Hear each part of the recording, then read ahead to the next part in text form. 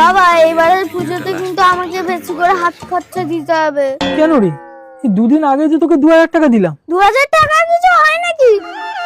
মানে তুই মেয়ে নাকি 2000 এর জায়গায় 5000 লাগবে? মানে ওই আইলাইনার, লিপস্টিক, মাস্কারা, আইব্রো এইসব করবি?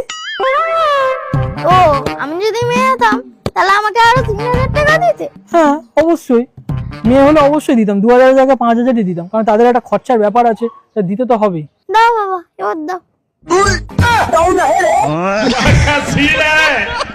ये क्या हो गया? আরে দেবে তো, দাও।